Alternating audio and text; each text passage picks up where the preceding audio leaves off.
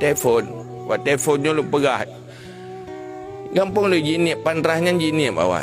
Tapi hanabe lu lorong lu doa. Hanabe lu tepu kimak kondisi. Tapi waktu tatren takalan kondisi memang sedih menyedihkan.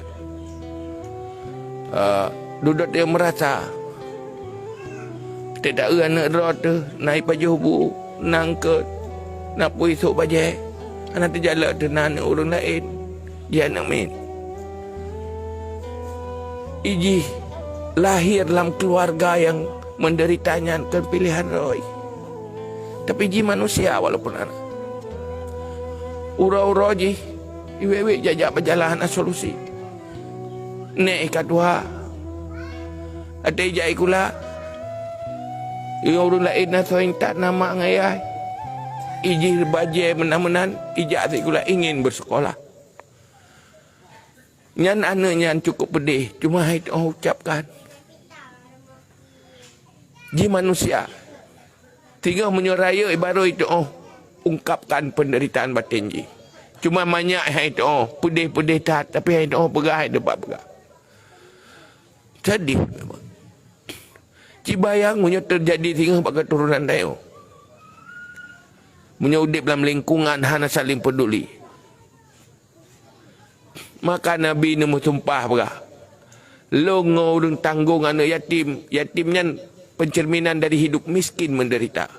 Tinggal santir bahu dalam syurga. Makna tanggung anak yatim.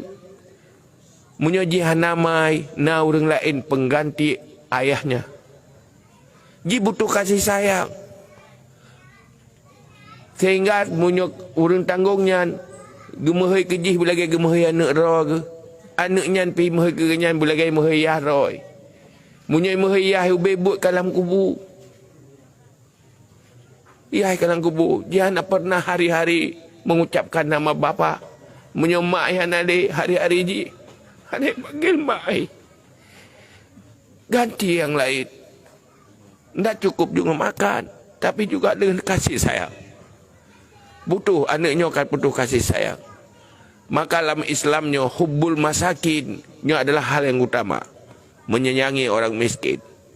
Supaya menjadi peradaban, supaya menjadi budaya. Sehingga siapapun yang lahir dalam rumah yang sangat prihatin, dalam keluarga yang sangat memprihatinkan, tetapi berada di dalam lingkungan yang baik. Saling peduli.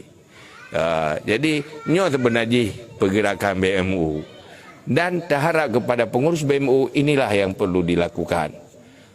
Dan Allah tidak pernah lupa dengan kebaikan danyo. Inna rahmatallah qaribum minal muhsinin. Rahmat Allah selalu mencari siapa pelaku kebaikan. Lakukan kebaikan, maka rahmat Allah akan dekat. Karena syurganya rahmat Allah. Syurganya kan imbalan, bayaran dari kebaikan. Tapi syurga diberi ke pelaku kebaikan. Artinya rahmat Allah itu dekat kepada pelaku-pelaku kebaikan. Nyo inti yang dah pegah orangnya. Maka yang nomada daripada alun tuan.